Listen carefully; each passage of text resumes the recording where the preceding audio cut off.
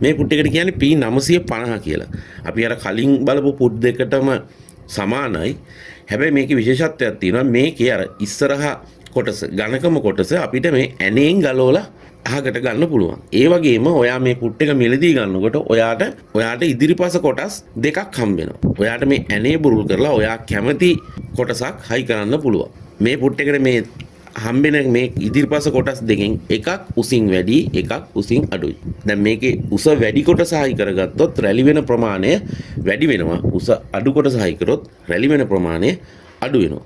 ඒ කියන්නේ රැල්ලේ ප්‍රමාණය අඩු වෙනවා. ඒ වගේම මේ ඇණෙන් හයි කරන්න තියෙන කොටස ඔයා හයි කරනකොට හයි කරන්නේ ඉස්සරහා පැත්තට බර වෙලාද පිටිපස්ස පැත්තට බර වෙලාද කියන එක මතත් රැලිවල ස්වභාවය සහ ප්‍රමාණය වෙනස් වෙනවා. ඉතින් ඔයාට කැමති විදිහට මේ ඉදිරිපස කොටස ඉදිරියට හෝ පසුපසට ගෙනහිල්ලා රැලිවල ස්වභාවය වෙනස් කරන්න පුළුවන්. මේ පුට් එකේ තියෙන විශේෂත්වය තමයි ඒක. මේ කොටස් දෙක හයි කරලා ප්‍රමාණ දෙකකින් රැලි කරගන්න පුළුවන්. ඊට අමතරව ඒ කොටස හයි කරනකොට ඔයා හයි කරන්නේ පුට් එකේ ඉදිරිපසට බර වෙලාද පිටිපස්සට බර කරලාද කියලා කියන එක මත රැලිවල ස්වභාවය වෙනස් වෙනවා. දැන් මම මේ පෙන්නන්න ඔයාට P950 කියන පුට් එක.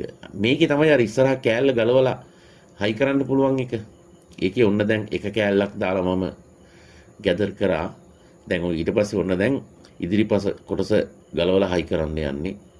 මේකෙදි මේ කොටස් දෙක මාරු කරපුවාම පැහැදිලි වෙනසක් පේනවා රැලිවල ප්‍රමාණය සහ රැලිවල හැඩය. තවදුරටත් ඒක අපිට වෙනස් කරන්න පුළුවන්. මේ පුට් එකේ ඉදිරිපස කොටස ඇණේ බුරුල් කරලා ඉස්සරහට සහ පස්සට ගන්න එකෙන් රැලිවල ප්‍රමාණය සහ රැලිවල ක්‍රමවත් බව වෙනස් කරන්න පුළුවන්.